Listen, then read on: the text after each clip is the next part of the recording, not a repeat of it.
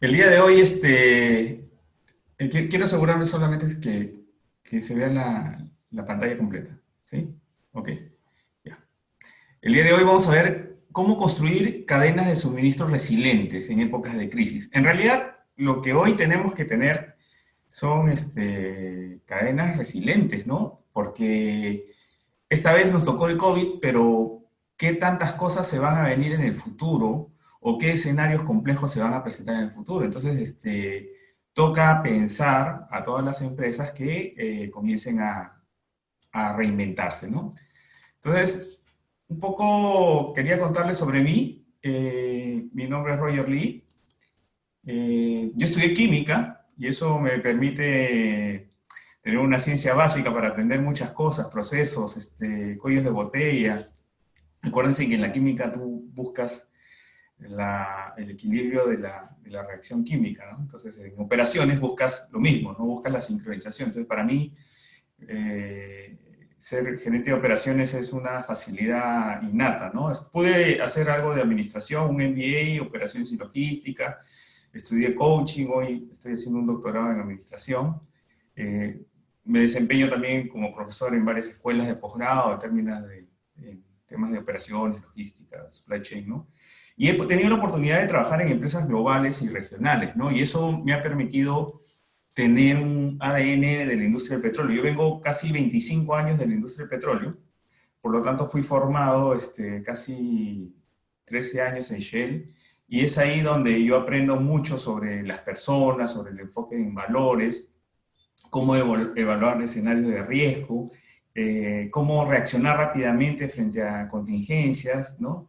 Y hacer todo de manera sostenible, ¿no? Todas estas herramientas hoy son sumamente importantes en esta coyuntura, ¿no? Entonces, así que les voy a compartir un poco de cosas que yo ya he visto y que hoy se abre pues, para el mundo para que se puedan usar, ¿no? Entonces, el día de hoy vamos a hablar sobre un poco del contexto, cuáles son los retos. Hablamos sobre la resiliencia, un enfoque de las 5 A's y algunos tips y reflexiones finales sobre de lo que vamos a conversar. ¿Sí? Entonces, el primero es, sí, definitivamente en esta imagen es el mundo, ¿no? Solamente que está al revés. El mundo cambió, ¿no? El mundo lo estamos mirando de manera diferente, ¿no? A veces a mí me preguntan, no, es que va a suceder esto porque la gente dice que ya experimentó esto en el pasado. Sí, pero lo que experimentó en el pasado es en un mundo del pasado. Lo que vas a experimentar ahora es de un mundo del presente. Y eso es sumamente importante, ponernos en el contexto de que el mundo cambió. La forma de hacer las cosas cambiaron, los negocios cambiaron. Si antes, por ejemplo, era importante que tú tengas una tienda para que la gente llegue y consuma y tenga la experiencia de consumo, o un restaurante y tenga la experiencia de consumo, hoy con la pandemia, ya tener esos metros cuadrados ya no son importantes, porque la gente no está yendo. Entonces cambian los metros cuadrados por facilidad de cobertura en el transporte para llevarte las cosas a tu casa. ¿Sí? O sea, si antes, por ejemplo, era importante tener los metros cuadrados en un centro comercial para poder ofrecer los productos, hoy es importante que tengas la capacidad de recorrer más kilómetros, coberturar más rápido y tener llegada hacia el cliente. El cliente ya no está yendo al sitio donde tú das el servicio. ¿Se dan cuenta cómo va cambiando? Por lo tanto, el juego y los procesos de negocio cambian, ¿no? Entonces, es sumamente importante que entendamos qué es lo que se está viniendo y cómo va cambiando el mundo, ¿no? Entonces, vamos a reflexionar sobre qué ha pasado en el mercado. En el mercado hemos visto pues que el mundo cambió, entonces hay ejemplos de negocios que han cambiado su rumbo, ¿no? Si antes hacían una cosa, por ejemplo, rústica, vendía en su restaurante, se convirtió en una tienda de abarrotes, ¿no? Igual que San Antonio, ¿no? Hay negocios que cambian su rumbo porque se tienen que adaptar, utilizan su estrategia de proveedores para poder ofrecer productos. Por ejemplo, cevicherías que venden pescado y así sucesivamente, ¿no? El mercado también hace que muchos de los jugadores se vean enfrentándose a nuevos jugadores. O sea, por ejemplo, si antes teníamos un Metro, un WOM o un retail de ese tipo, hoy hay más jugadores, tipo San Antonio, tipo Rústica u otros que vienen a jugar en ese servicio, ¿no? Hay mucha gente que está reinventando sus negocios y por lo tanto están entrando a competir contigo. Y si tú no te adaptas o no te mueves rápido, simplemente los otros te van a ganar. Han surgido nuevos negocios y servicios. Por ejemplo, nuevos negocios es se ha disparado el tema del delivery, se ha disparado el tema de la venta de productos de salud, ¿no? Servicios, por ejemplo, servicios de desinfección, etcétera, ¿no? Hay muchas personas que han comenzado a desarrollar negocios en base a lo que está sucediendo, ¿no? Ha habido variación de demandas. Variación de demandas significa que, por ejemplo, si antes se acostumbraban a consumir en una planeación ciertos productos debido a la mayor exigencia de cosas de salud, aumenta la demanda en mascarillas, por ejemplo, ¿no? Pero, por ejemplo, la gente comienza a consumir más cosas en su casa, a preparar más cosas en su casa, por lo tanto las demandas en restaurantes o en otros servicios bajan, ¿no? Hoy, por ejemplo, la demanda en computadoras, en servicios de Internet ha crecido, ¿no? En demanda en equipos para hacer deporte en casa ha crecido, ¿no? Va cambiando porque las personas hoy tienen otras prioridades, ¿no? Las ventas online, el delivery, eso se disparó. Yo me acuerdo haber pedido algo y llegó al mes siguiente, ¿no? Y era solamente comprar en la tienda que quedaba a, a 6 cuadras de mi casa, ¿sí? Y no me llegó completo. Terrible, colapsaron todos, colapsaron. También ha habido algo que se llama redireccionamiento de las inversiones. Las empresas han comenzado a priorizar dónde poner el dinero. Si antes estaban invirtiendo para hacer una actividad, hoy, como esa actividad posiblemente cambia, tienen que reinventar esas inversiones o cuidar el capital que están teniendo para poder soportar esta crisis, ¿no? Como les decía, el consumidor cambia sus prioridades. En casa cambiamos nuestras prioridades, ¿no? Hoy ya tenemos una vida más simple. Nos damos cuenta que teníamos muchas cosas que sobraban, ¿no? Y priorizamos el tema de salud, el tema de buena alimentación, el tema de, el deporte, etcétera, etcétera, ¿no? ¿Sí? Y también, al reducir tus prioridades, también fue por una obligación en algunos casos, ¿no? La obligación fue porque durante 3 meses aproximadamente no habían servicios de delivery, por ejemplo, de comida rápida. Entonces, hubieron muchas cosas que las personas no podían consumir. No se podía consumir, por ejemplo, cosas de electricidad, eléctricas, por ejemplo, no se podían comprar. Entonces, porque solamente se estaba vendiendo cosas de primera necesidad, ¿no?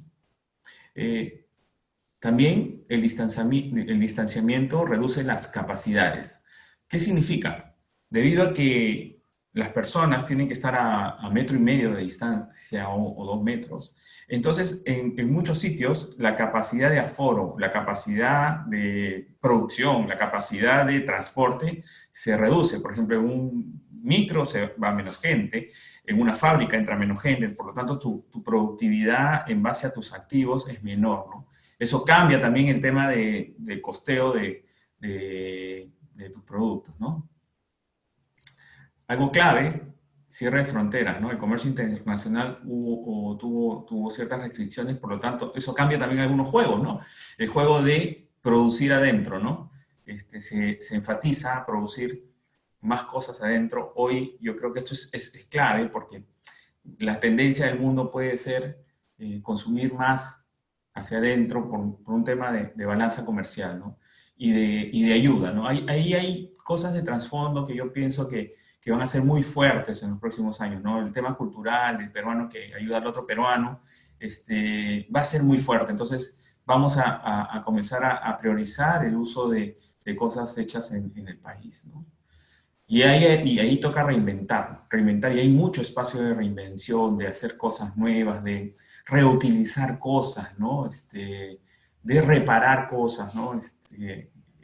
La prioridad del gobierno hoy está en reactivar la economía, en la salud y en la innovación. Entonces ahí hay mucho espacio si es que ustedes están pensando eh, hacer algún negocio, ¿no? Eh, y la compra local, o sea, la compra en el país, tiene que ser más rápida, ¿no? O sea, hubo mucha restricción en esta pandemia de proveedores, por lo tanto hay que ser mucho más ágiles, ¿no? ¿Qué más? ¿Cuáles son los retos que hoy se presentan en la cadena de suministro, ¿no? La cadena de suministro hoy presenta una baja demanda en las compras debido a esta incertidumbre y al aislamiento social, ¿no?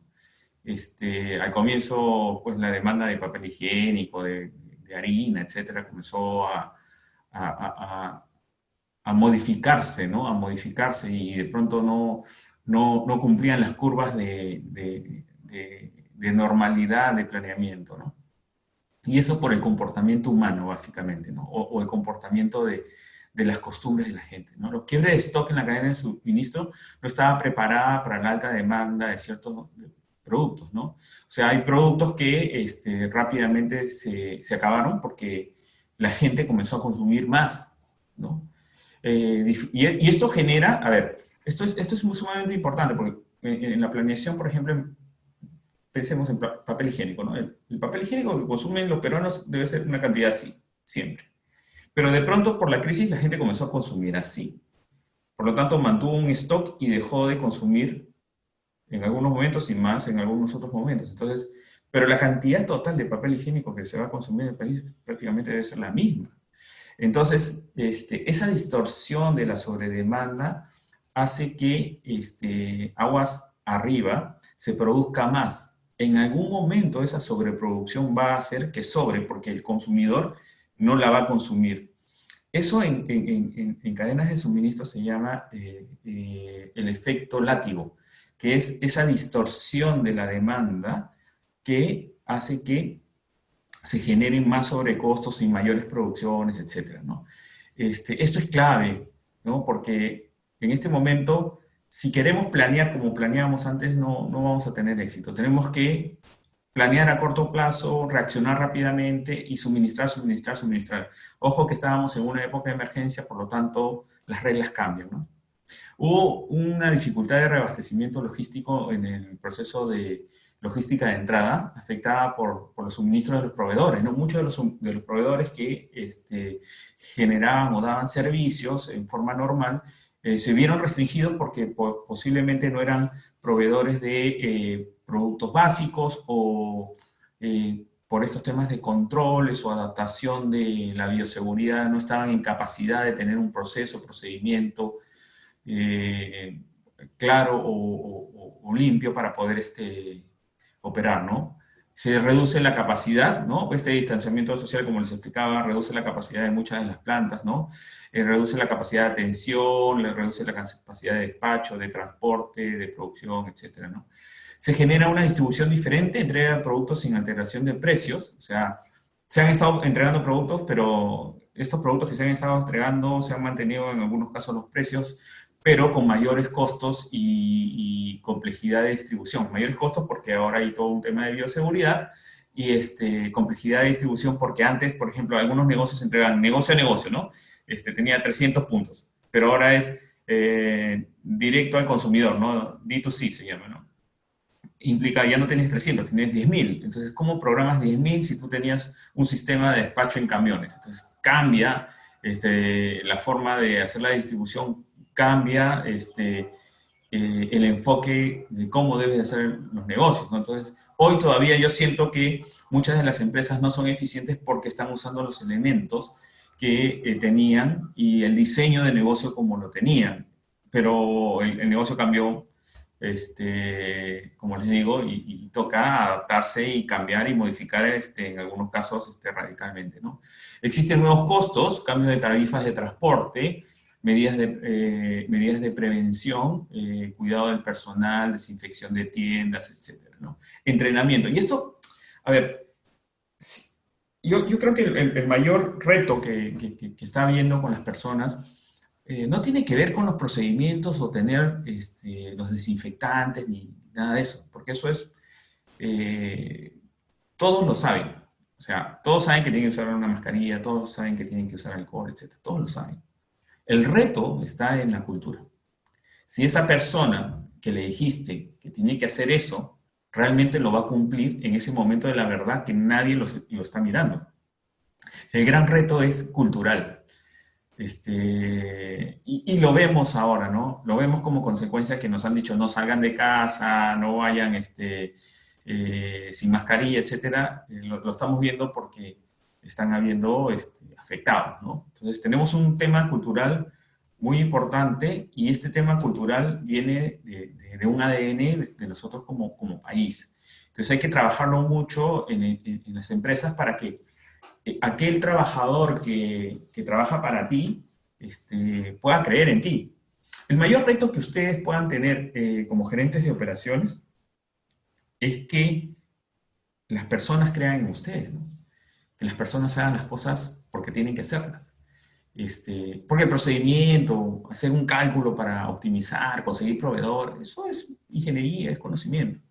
El tema es tú como líder, cómo haces, cómo es tu estrategia para llegar al corazón de las personas. Ahí está el reto, ¿no?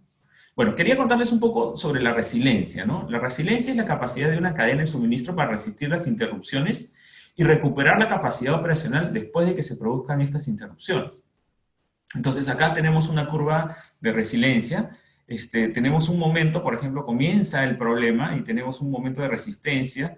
Aguantamos porque tenemos stock, aguantamos porque todavía tenemos gente, etcétera, etcétera. Pero llega un momento en que se te acaba el stock, los proveedores te comienzan a fallar, la gente comienza a faltar, se comienzan a contagiar y tienes que contener. Se cae la venta, tienes que hacer las cosas de manera diferente, ¿no? Llega un momento en el cual tus ventas, tus procesos están en un punto mínimo. En ese momento comienza el proceso de estabilización, se comienza a reactivar. Hoy se está reactivando.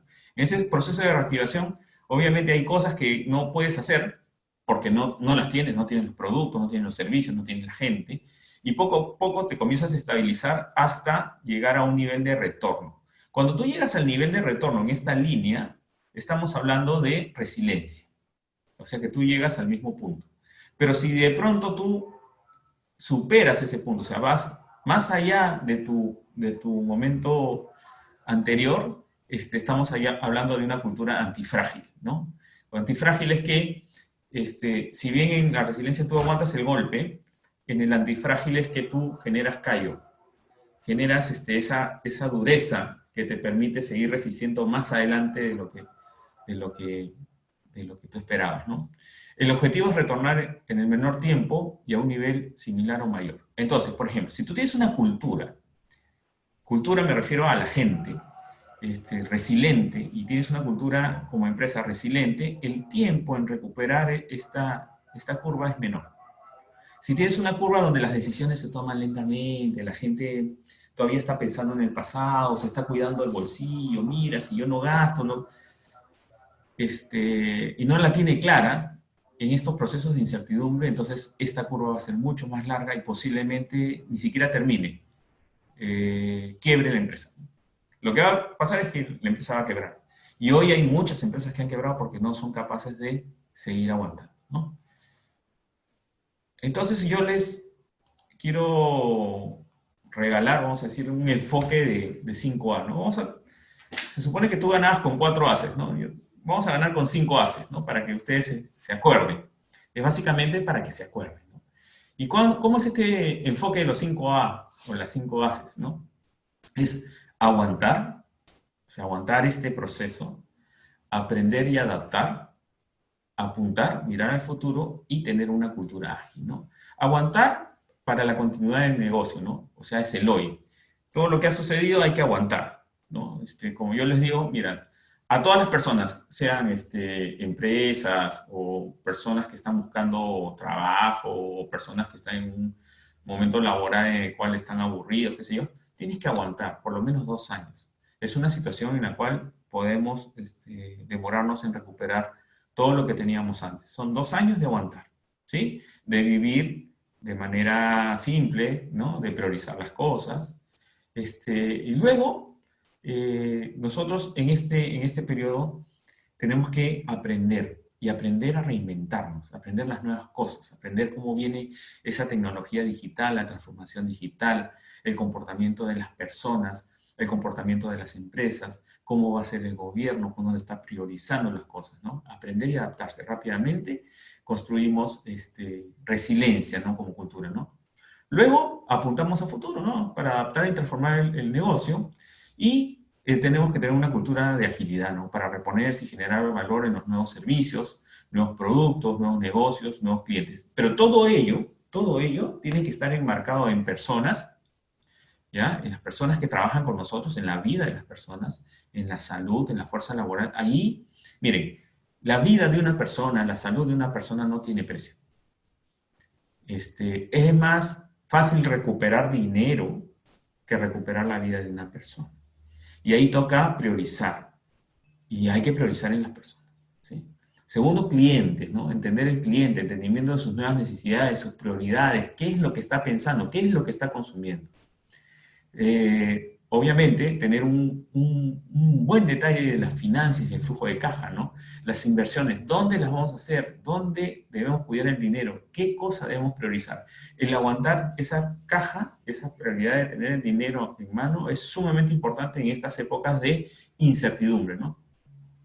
Obviamente, durante todo lo que ha sucedido, han habido eventos que nos han hecho aprender, ¿sí? Eventos de errores, de situaciones que se han complicado, y eso es gestionar los riesgos. Entonces, cuando digo gestionar los riesgos, es como cuando tú gestionas los riesgos desde el punto de vista de seguridad, de safety, ¿no? De seguridad industrial. Ahí, en la seguridad industrial, te da mucho conocimiento. Si ustedes van a ser gerentes de operaciones, mi primer consejo es métanse en seguridad para aprender cómo gestionar los riesgos. Porque el gestionar los riesgos de seguridad es lo mismo que tú vas a hacer para gestionar los riesgos en una cadena de suministro. Es la misma metodología, solamente que adaptada, pero te permite tener ese pensamiento de prevención para que no suceda y de recuperación para minimizar el impacto si es que sucede, ¿no? Eso que estoy haciendo es el análisis de la corbata Michi, que se llama en inglés bow tie, ¿no? Gobierno, ¿qué está haciendo el gobierno? Hay que entenderlo, hay que saber, ¿no? Qué es lo que está cambiando, qué leyes, qué cosas son importantes, por ejemplo, para poder modificar algunas formas de hacer las cosas. Por ejemplo, temas de transporte, yo creo que va a haber mucha modificación. Yo creo que ahí hay que aportar mucho. Yo me acuerdo que cuando vi el transporte en China, ellos usaban motos más grandes, motos de 1 metro cúbico, 2 metros cúbicos para todo el transporte. Tienen 2 vías de transporte para autos y para motos y este tipo de transporte. Ese tipo de transporte no existe, ¿no? Te permite llegar a miles de puntos, ¿no? De manera mucho más ágil, mucho más rápida, etcétera, ¿no? Va a cambiar el mundo, va a cambiar el tema logístico con los drones, con los vehículos no tripulados, etcétera. Entonces, ahí hay mucha tecnología e información que va a hacer cambios, ¿no? Y, bueno, consideren el tema de las fronteras, el cambio y el comercio internacional, ¿no? Cómo se va a mover, ¿no? Entonces, un poco en temas de aguantar es identificar, medir y priorizar el impacto a corto plazo e implementar un plan de acción para reducir el riesgo e impacto financiero debido a la disrupción de la cadena de suministro, ¿no? Entonces, implica, uno, activar el plan de crisis y continuar de negocios. Miren, a ver, no todas las empresas están acostumbradas a trabajar cosas de futuro, de posibilidades de problemas. Yo contaba en otro espacio donde este tema de la pandemia en algunas empresas mucho más maduras ya lo tenían considerado. O sea, eso que a veces dicen, no, es que no lo consideramos en nuestro plan de negocio. Sí, pues es que las empresas globales sí lo hacen, ¿ya? Y tienen escenarios descritos. Es más, yo he encontrado escrito del 2017 el escenario de la pandemia o el escenario de crisis tal cual, ¿no? Pero para ello tienen que mirar escenarios futuros. Entonces, activar un plan de crisis implica, en ese plan de crisis tener los escenarios de falla. Posiblemente el escenario de la pandemia, tal cual dicho, no suceda, pero pueden haber eventos que te permitan, por ejemplo, mantenerlo, ¿no? Y eso implica tener un buen proceso o un procedimiento de continuidad de negocios. Un procedimiento de continuidad de negocios implica tener eh, cuáles son los principales riesgos que hay en tu empresa que pueden parar tu negocio. Y sobre esos planes, sobre esos riesgos, hacer planes para que estos los puedas minimizar o los puedas reducir. O sea, si tienes la oportunidad de escribir un plan de continuidad de negocios y estar preparado en caso de esos eventos, ¿no? O sea, por ejemplo, yo trabajaba en una planta donde el plan de los diferentes escenarios de falla era inundación, pero la inundación era porque se salía el mar. Esta planta estaba en la zona costera, ¿no? Nunca se salió el mar, pero lo que se salió en una fue el río la inundó. Y en otra, o sea, yo trabajé en una planta en el Callao y después trabajé en una planta grande también frente al mar, ¿no? Una planta muy grande de combustibles. Y el escenario era, uy, se va a salir el río, ¿no? Entonces, en esa sí había el escenario de salir el río. Pero, ¿saben qué sucedió? No se salió el río, se salió el desagüe. Se rompió una tubería de desagüe y se metieron las aguas hervidas, imagínense. Pero los planes que teníamos de evacuación de líquidos, de cierre, etcétera, funcionaron, permitieron amortiguar la falla, permitieron adaptarnos y responder rápidamente para que el impacto sobre el negocio sea mínimo. Entonces, una buena formación, una buena identificación de escenarios futuros te permite actuar con tranquilidad, ¿no? Porque tienes personas que ya miraron cosas de futuro y personas que están preparadas para una contingencia. O sea, en el ADN, por ejemplo, de la gente que viene de minas o petróleo, sobre todo en petróleo, donde uno de los mayores riesgos sea un incendio o en mar un derrame, tú estás preparado para actuar. Te preparan para combatir el fuego, te preparan para recoger el petróleo en el mar, etcétera, etcétera, etcétera, ¿no? Tener proveedores, etcétera. Entonces tú, dentro de tu ADN, de tu formación, frente a una situación de estas, respondes nada más, ¿no? Respondes. O sea, tú ya estás preparado para responder rápidamente y entras en un modo contingencia, ¿no? Y ese modo te permite enfrentar cosas, ¿no? Bueno, tener visibilidad en el entorno y en toda la cadena de suministro para mi toma de decisiones, ¿no? Cambios en los canales de venta, crecimiento en el e-commerce, conocer cómo están desde nuestros proveedores y los acuerdos a nivel de servicio que hemos tenido en toda la cadena.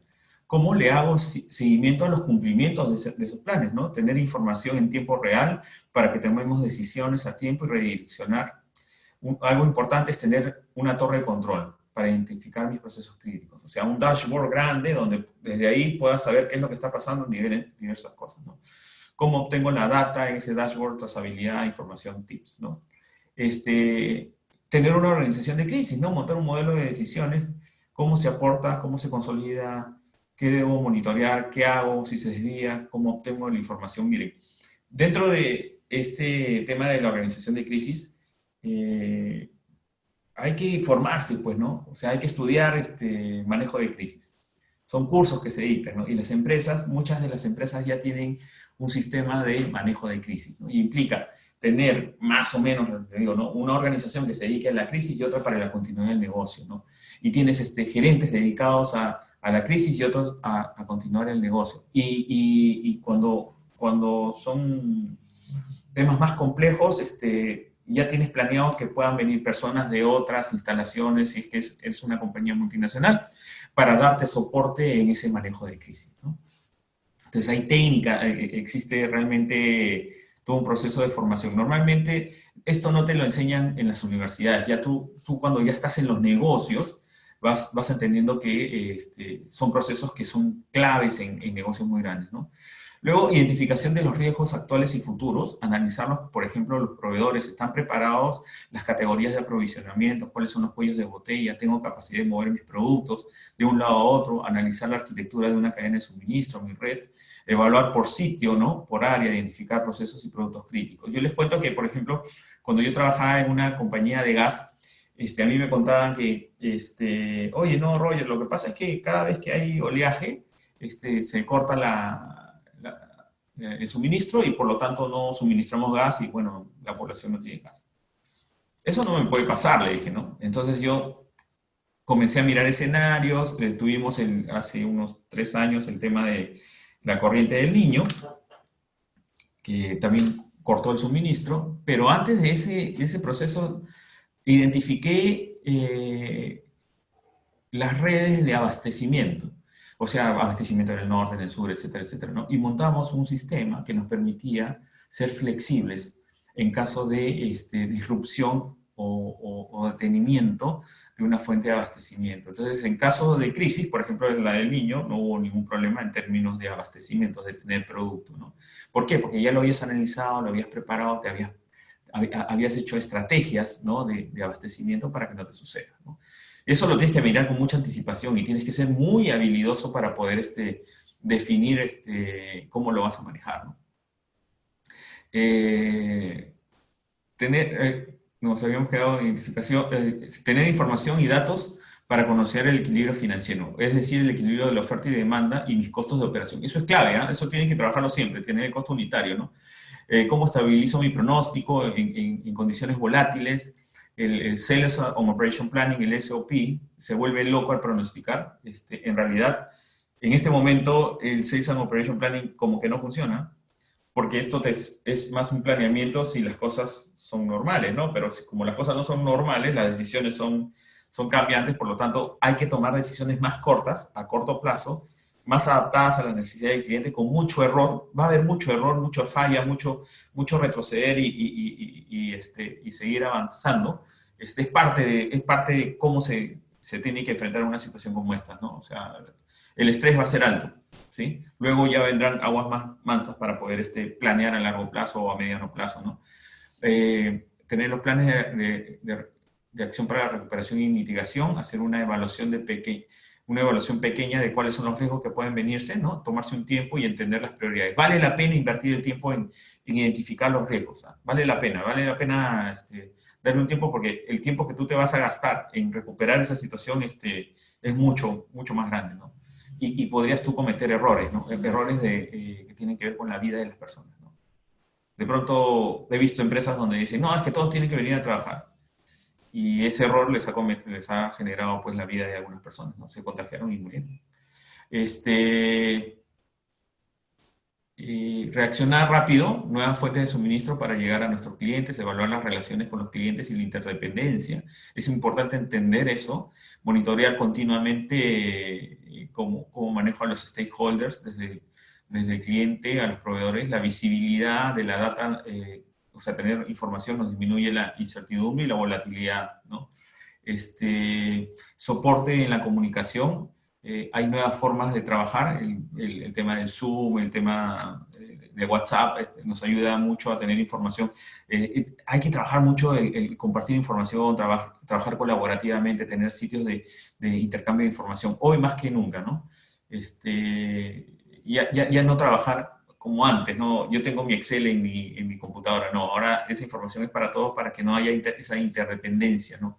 Tener más reuniones ágiles, enfocarnos en la excelencia operacional. Les regalo esto, ¿no? Excelencia operacional como filosofía para trabajar y hacer las cosas bien desde un primer momento, ¿no?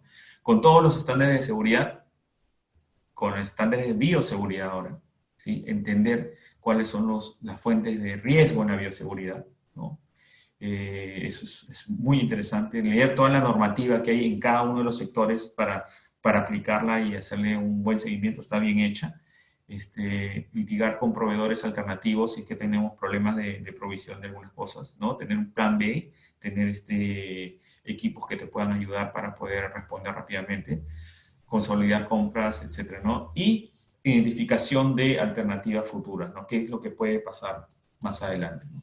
Aprender y adaptar es un foco en crear la resiliencia en las cadenas de suministro basado en los nuevos escenarios de disrupción y evaluar el riesgo en la operación y cómo estoy preparado para enfrentarlo, ¿no? Entender los riesgos de la cadena para reiniciar las operaciones. Salud es muy importante, ¿no? Tu salud propia, cuídate de tus proveedores, de los clientes, acciones para realizar, cuáles son los productos que tengo que preparar, los lugares donde los debo llevar, cómo los debo cuidar, cuándo los debo entregar, etcétera, ¿no?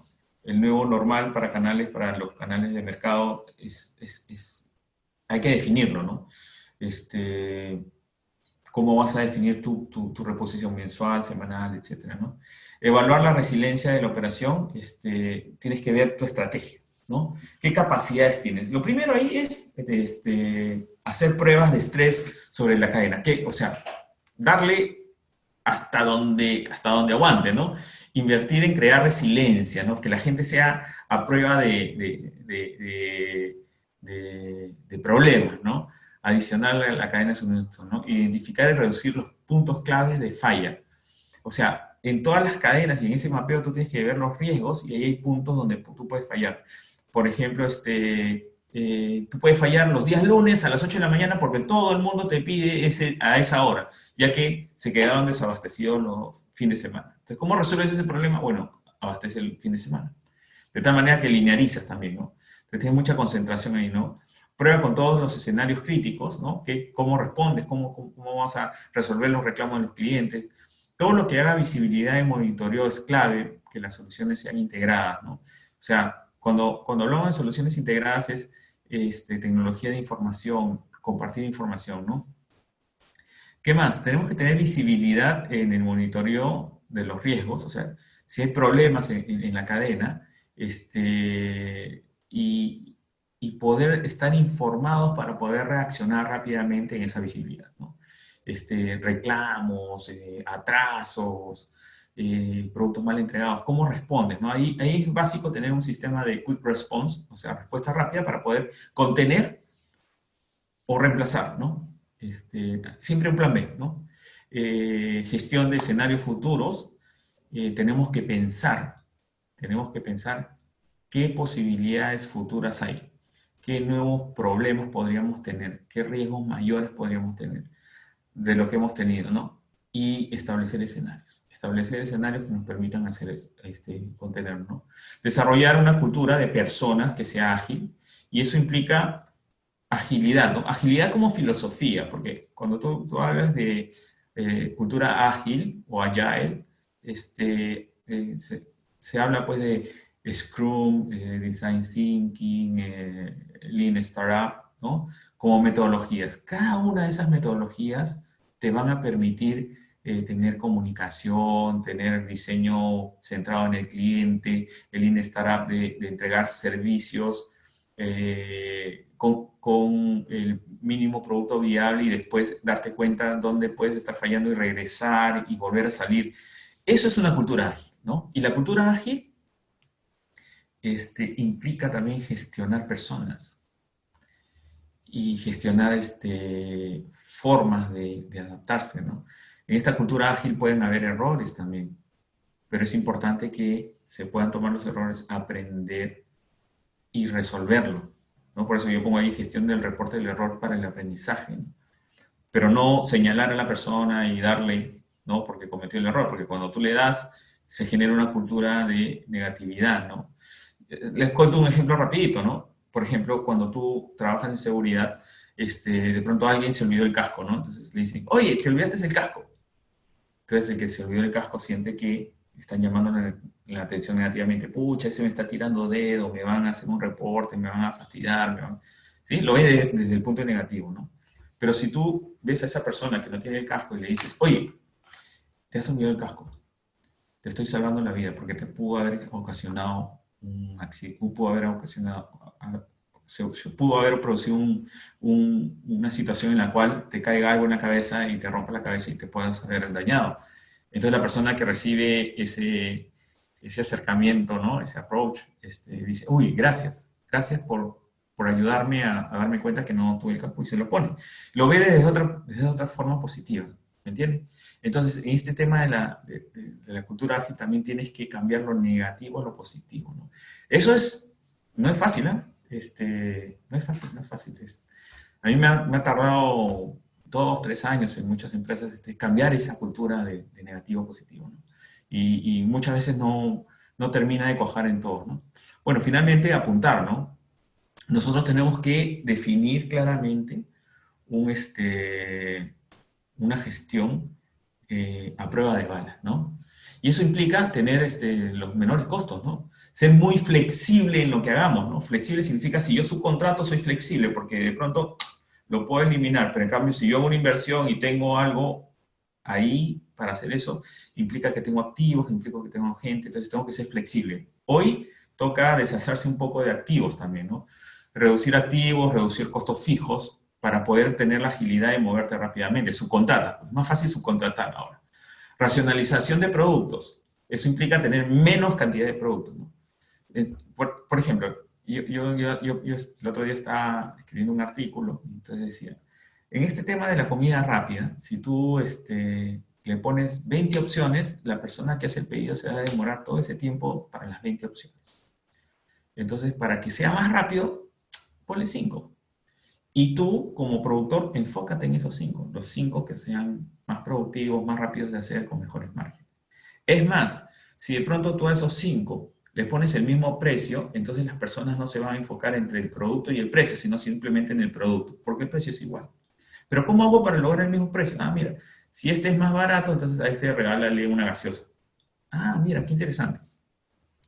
La racionalización de productos te permite enfocar y hacer menos cosas. Hoy tenemos que pensar de esa manera, ¿no? Pensar con ese pensamiento Lean, ¿no? Lean implica esa cultura de no desperdicios, ¿no? Tener fuentes de abastecimiento mapeadas, ¿no? En la red, abastecer el mercado, tener una cadena de suministro ágil. Oye, si, no, si me falta producto acá, yo lo puedo hacer acá o lo puedo tener desde acá, ¿no? Esa red tiene que ser sumamente flexible. Hay que tener visibilidad desde el inicio hasta el final, en tu end, en los diferentes estamentos, ¿no? Tenemos que elegir los mercados. Ah, eso es importante. Mira, no es que no vamos a atender esa zona. Bueno, pues es que no podemos atender esa zona, o sea, déjala, porque te implica más costo, más riesgo. Mira, déjala. Enfócate en aquellos mercados donde realmente tú puedes tener rentabilidad, donde vas a llegar seguro, y luego habrá la oportunidad de crecer para esos mercados. Pero te toca elegir y reducir para ser eficiente, ¿no? Y bueno, el tema de transformación de la cultura ágil, ¿no? Y la agilidad viene con el tema de tener velocidad para responder, mucha comunicación. Tienes que tener un aprendizaje rápido de la gente, que la gente sepa aprender. Esa es una competencia para todo nuevo profesional, ¿no? Que aprenda rápido, que esté buscando aprender rápido, pero que lo que aprende lo implemente, que lo que aprende lo use, ¿no?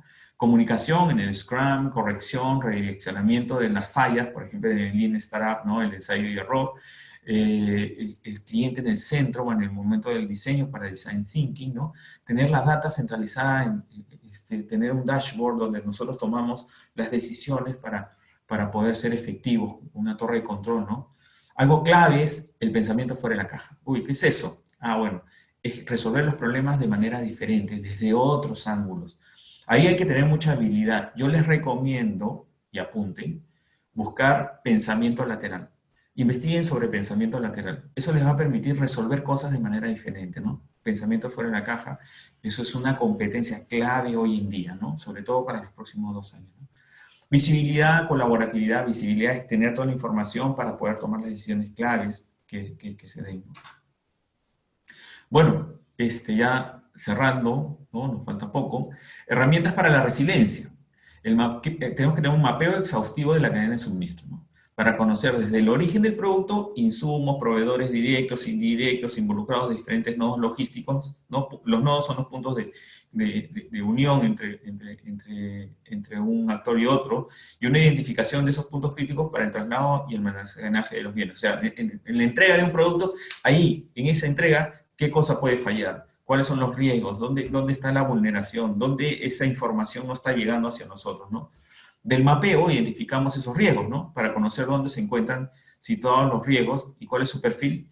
Esa visualización permite anticipar escenarios, o sea, contener y definir alternativas que permitan reducir la vulnerabilidad. O sea, yo tengo riesgos ahí, pero tengo alternativas para poder contenerlo, ¿no? Por ejemplo, si yo tengo un incendio, tengo una alternativa para contenerlo, un sistema contra incendio, un personal entrenado, un sistema de información que me permite avisarme rápidamente para poder conectarme con los bomberos, ¿no?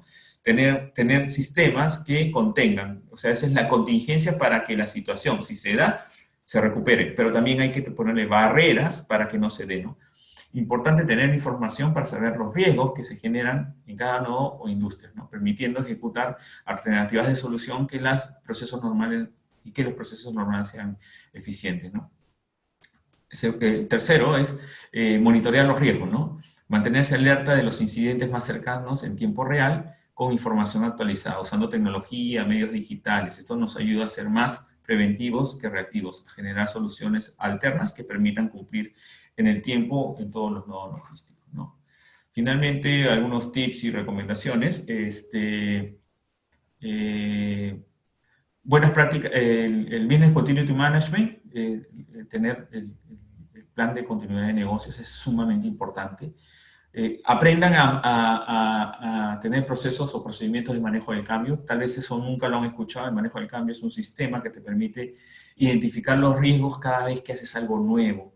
Al identificar los riesgos, reduces la probabilidad de que eso que haces algo de eso nuevo falle, ¿no? Esto en petróleo o en las prácticas de procesos de las grandes industrias. En las grandes industrias hay 12 prácticas importantes para evitar los riesgos. Dentro de ellas está el manejo del cambio, ¿no? El mapeo de la cadena, identificación de riesgos, mitigación y recuperación, tener la torre de control, costos flexibles, foco en el cliente y foco interno, ¿no? Y finalmente, algunas reflexiones finales que, que me permiten hacerles recordar que este mundo ya cambió, ¿no? Y que las personas y la vida son lo más importante. No dejen de priorizar la vida, ¿ya? En este mundo que cambió a muchos de nosotros, nos ha tocado tener a alguien cercano que la perdió. Entonces, no se olviden de las personas. Si estuviera en sus manos, hagan todo lo mejor posible para que esas vidas se recuperen, para que esas personas no se dañen, ¿no? Eso tiene que ser un valor, un principio que ustedes deben de manejar siempre en los negocios o en las cosas que ustedes hagan. El éxito de antes no es el mismo de hoy. No intenten caminar el mismo camino de la misma forma. Van a haber obstáculos diferentes, ¿no? Aprendan a aprender.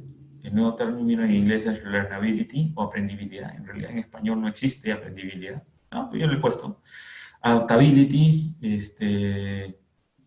Ahí hay un error ortográfico, es adaptability, de adaptabilidad, flexibilidad y velocidad, y visibilidad y agilidad, ¿no? Yo creo que es importante esta cultura del mindset, del cambio, del mindset transformacional. El mindset es la forma como tú piensas. Las personas tienen que cambiar cómo piensan, ¿no? Finalmente, les quiero dejar una reflexión. No sobreviven las especies más fuertes, ni las más inteligentes, sino las que mejor se adaptan al cambio. Bueno, mucha suerte. Espero que les haya gustado esta conversación. Espero verlos en otra oportunidad.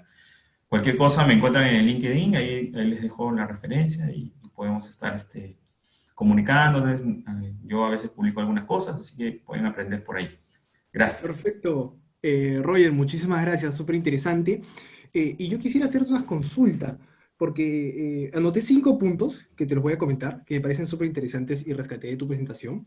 Pero quería hacerte una consulta. Tú comentaste mucho sobre este reto, bueno, para ti, y tú lo has priorizado, y creo que también muchos ejecutivos lo comparten. El reto más importante es la cultura. ¿Cómo hacemos para poder superar este reto, ¿no? O sea, y justo sobre la marcha, o sea, sobre la situación en la que encontramos. De por sí, superar este reto de la cultura frente a diferentes costumbres o formas de trabajo, ya se ha dado antes de la pandemia, pero ¿cómo superarlo ahora, durante la marcha, sobre esta situación coyuntural que nos encontramos? ¿Cómo lo hacemos? Mira, yo creo que esta condición que está sucediendo ahora te puede dar una herramienta, que es algo que yo vengo conversando hace mucho tiempo y es parte de la forma como yo he trabajado, ¿no? Primero, todos en una organización en este momento quieren priorizar la vida humana, ¿sí? Nadie quiere que alguien se dañe. Entonces, eso es un objetivo que hoy todos tienen. Entonces, si nadie quiere tú no quieres que nadie se dañe, entonces todo lo que tú hagas como líder es para que eso se cumpla. Entonces, como todos están mirando ese objetivo, si eso se cumple, significa que lo que tú dices se hace. y se cumple. Entonces generas ¿qué cosa? Confianza. Cuando tú como líder generas confianza, entonces las cosas que tú hagas en términos de procesos, operaciones, te permiten hacer que esa organización pueda confiar en ti y hacer las cosas de manera eficiente.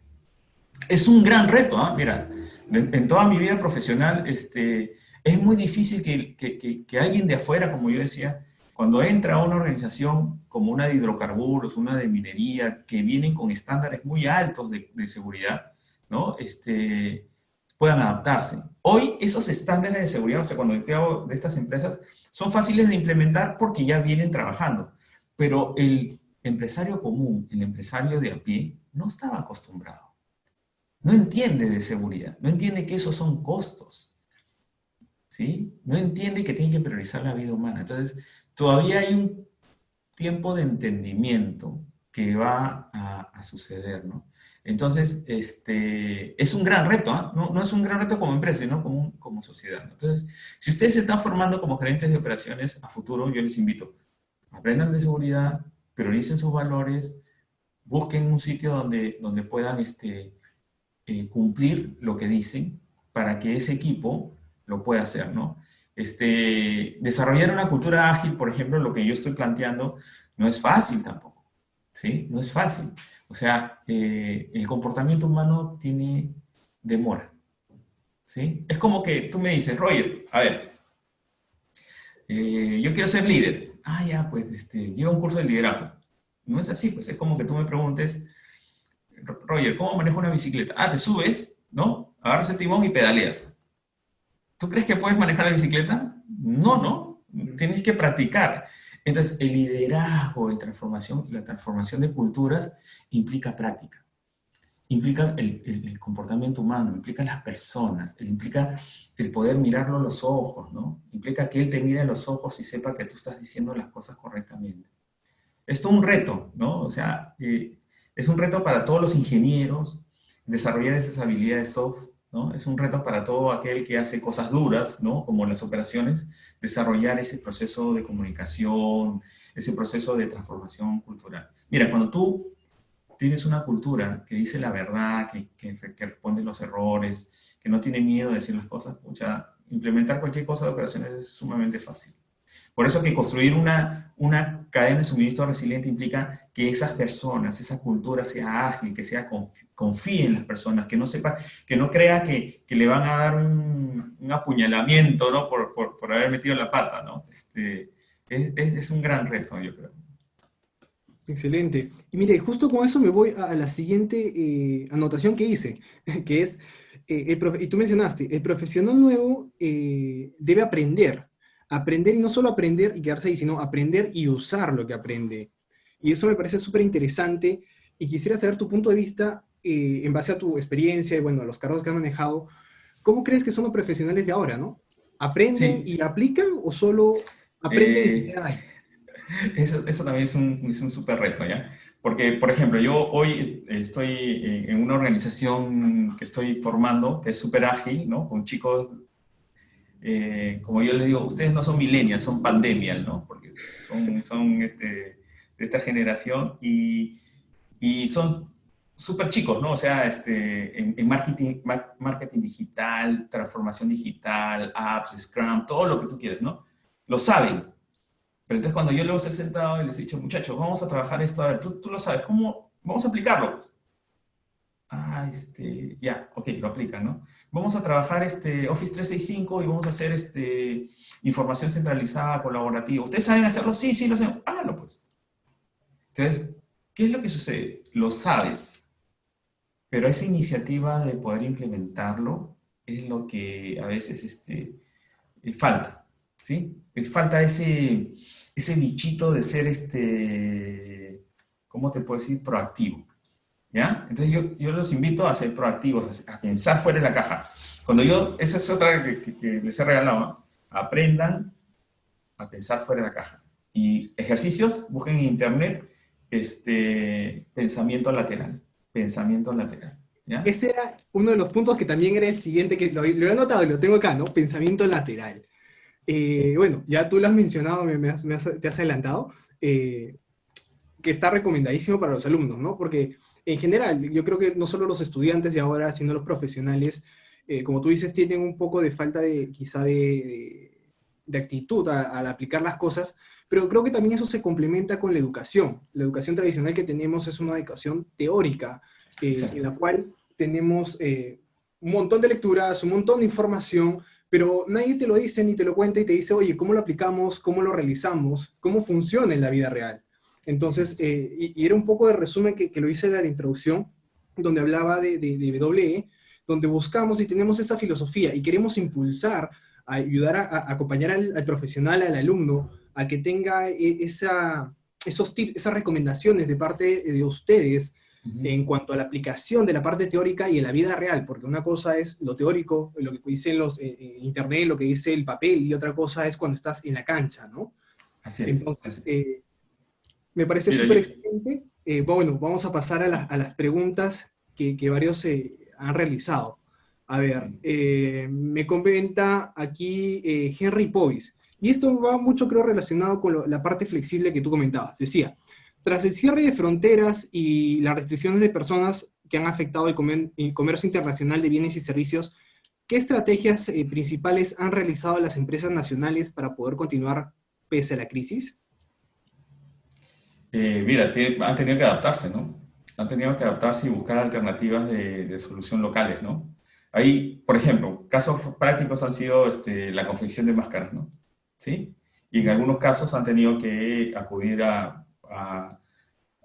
no es que se haya cerrado todas las fronteras, ¿no? El comercio internacional a través de buques y eso ha existido, ¿no? Pero también ha habido algunas entregas aéreas, ¿no? Entonces, todavía ha habido cierto transporte, ¿no?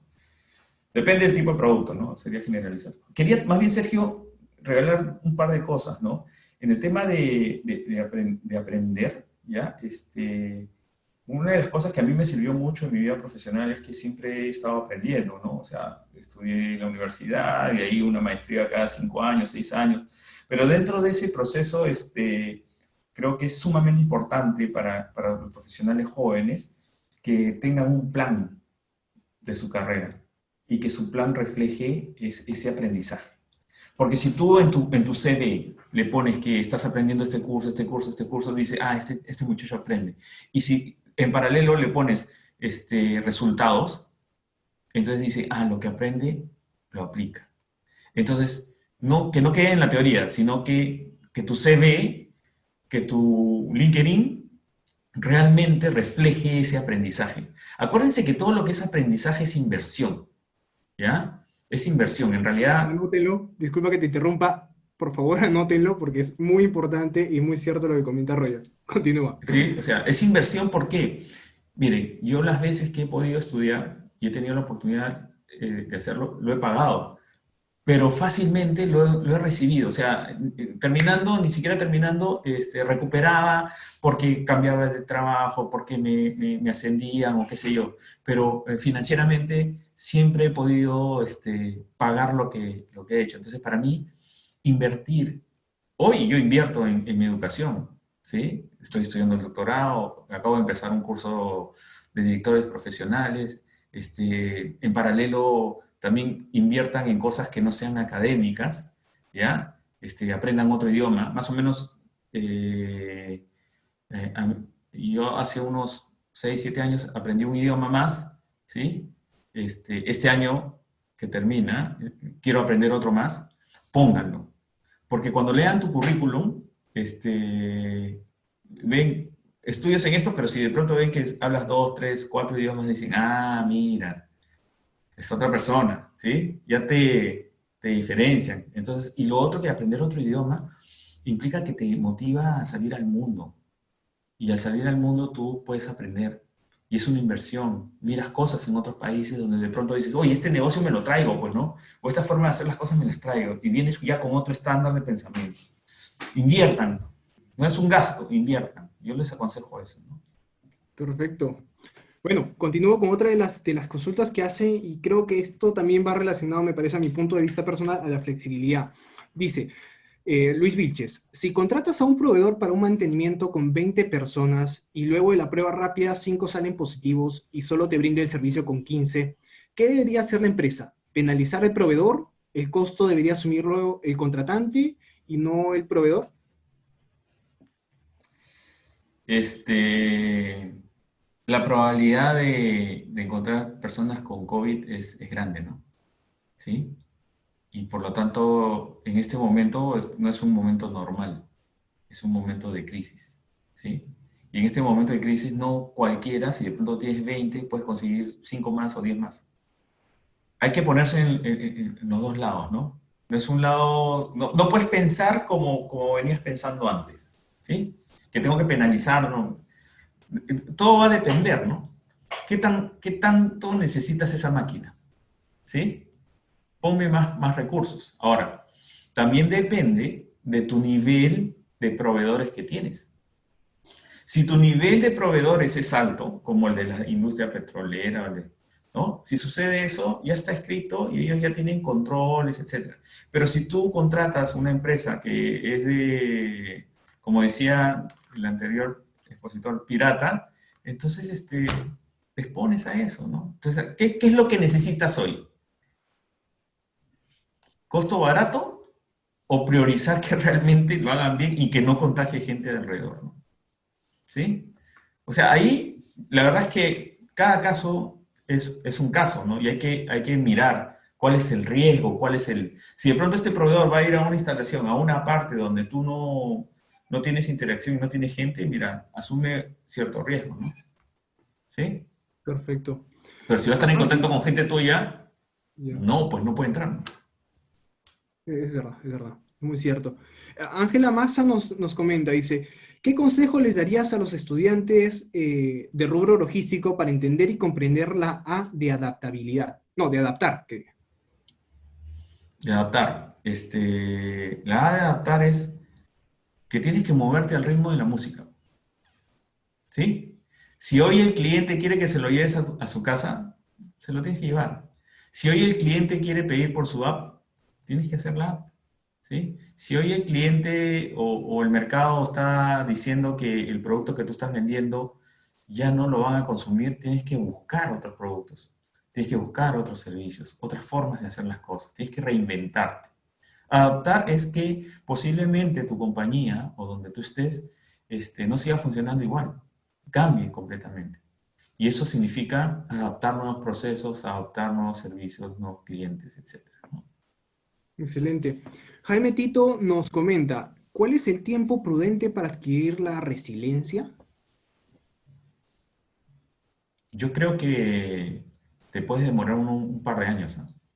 Hasta 3 años. ¿Por qué? Porque un cambio cultural de una empresa demora eso y tiene que tener un roadmap, ¿no? Una ruta. Si para cambiar la cultura de seguridad te demoras 2 o 3 años, para Ujú. hacer un cambio a una cultura de resiliencia, fácilmente son esos 2 o 3 años, incluyendo herramientas que sean el mapeo de procesos y evaluación de riesgos y gestión de riesgos, ¿no? Y también implica eh, introducir gente que en su mente tengan una cultura ágil, ¿no? Porque ¿qué pasa si tú tienes gente que no es ágil, pues? ¿Sí? Como decía eh, mi amigo, el que nace burro no termina caballo, ¿no? ¿Sí? Entonces, tienes que cambiarlo. Entonces, ahí o te ejercitas tu mente y eres ágil, o si te quedas ahí y eres solamente transaccional, o sea, repites, o haces lo que te piden y haces lo que te piden, eso lo va a hacer una computadora más adelante, ¿ya? Es verdad, es verdad. Entonces, implica ejercitar, poner a prueba esa mente, ese cerebro, ¿no? ¿Sí? O sea, mientras tú más uses esa capacidad, realmente vas a generar una diferencia, ¿no? Algo que yo siempre me río es que me gusta a mí, cuando estamos hablando, calcular cosas. Oye, ¿cuánto sería la rentabilidad, no? Y de pronto todo el mundo sale, saca su calculadora o saca su celular, ¿no? Y yo les digo, no, por favor, cuando estén frente a mí, por lo menos en ese momento intenten usar el cerebro, por favor, porque si no se va a atrofiar, ¿ya? Y se ríen, ¿no? Y de verdad, permite, aunque te rías, es algo que nosotros tenemos que incentivar, que las personas usen la mente. que no usen Google para que les respondan las cosas, ¿no? Que no usen otros para reportarles las cosas. Usa tu propio criterio, ¿ya? Yo el otro día hablaba con un amigo, oye, pero ¿cómo haces esto? Bueno, es lo mismo como cuando tú le pides a alguien que tenga criterio. El criterio va naciendo, se va desarrollando. Criterio es eso que yo le decía, ¿no? Ser proactivo. Eso es sumamente importante hoy. Excelente. Aquí tenemos otra pregunta. Nos dicen, ¿cuáles serían las recomendaciones para que la cadena de suministro de una empresa sea antifrágil ante la siguiente crisis? Y yo creo que tiene que prepararse, o sea, en dos cosas, ¿no? Así como lo hemos dicho, tiene que prepararse en procesos y procedimientos, o sea, tener buenas prácticas de manejo de crisis, manejo del cambio, business continuity management, o sea, son procesos que todo profesional de alto nivel lo puede tener. Y el otro es que tiene que generar una cultura en paralelo, ¿no? Tú tienes procedimientos, ¿no? Sabes que uno más uno es dos, pero ahora tú tienes que tener personas que te crean nuevas cosas, ¿no? O sea, que puedan desarrollar esos procesos y procedimientos y se cumplan, ¿no? Es todo un proceso, ¿no? Que hay que trabajar. Perfecto. Mira, y justo Roger comentando aquí sobre el pensamiento lateral y nuevas formas de adaptabilidad, aquí Ricardo nos hace una consulta puntual. Dice, muchas empresas han perdido mucho dinero, hasta incluso han quebrado, como en el rubro de librerías editoriales. ¿Qué solución o qué estrategias podrías brindarnos? Mira, hay, hay negocios que definitivamente tienen que reinventarse, ¿no? Algunos van a fracasar y algunos se van a reinventar, ¿sí? Los que se van a reinventar tienen esas ganas de salir adelante, ¿sí?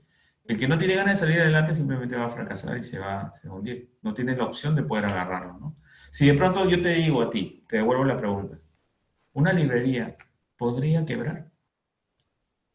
No, es que la gente no va a comprar, sí, pero ¿qué podrías hacer tú para poder incentivar a que las personas lean?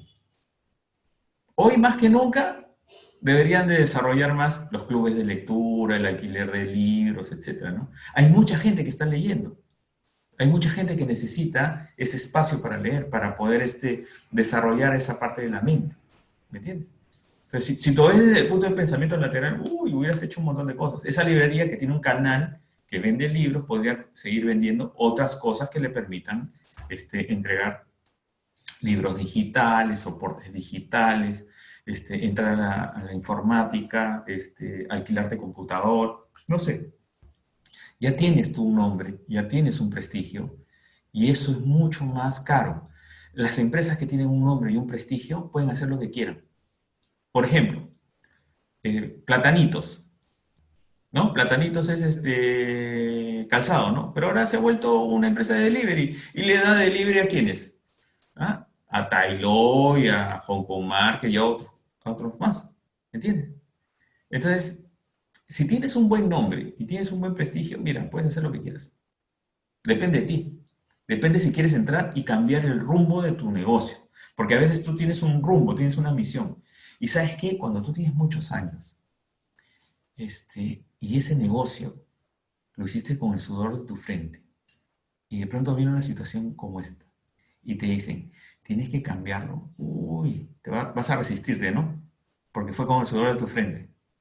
¿Tienes? Entonces va a haber muchas personas que su negocio es su vida y no lo van a cambiar. Y posiblemente ese negocio tenga que fracasar. Ya están viejos o hay personas que dicen, no, yo ya estoy viejo para cambiar, ya mira, ¿sabes qué? Vende todo y voy a vivir de lo que... ¿Sí? En cambio, ustedes que están jóvenes, o nosotros que estamos jóvenes, tenemos que sacar adelante las cosas, cambiar, ¿no? Seguir luchando. No podemos perder la batalla. Tenemos que salir adelante, reinventarnos, disfrutar lo que hacemos. De verdad, disfruten lo que hagan. Donde trabajen, disfrútenlo. Háganlo con pasión. Si lo hacen con pasión, esa energía, todo eso va a hacer que tu equipo brille, pues, ¿no? Disfruten cada gol, cada momento. Eso es lo que ustedes tienen que transmitir. Hoy más que nunca el líder tiene que transmitir esa energía positiva para que las operaciones salgan adelante. Bueno, Roger, ha sido súper interesante. La verdad que, como te dije, yo anoté mis 5 tips y recomendaciones que son muy, muy, muy, muy ciertas. Así que Yo espero que todos hayan realizado lo mismo. Y nada, te agradecemos mucho tu participación, ha sido muy provechosa. Muchísimas Gracias. gracias. Gracias, Sergio.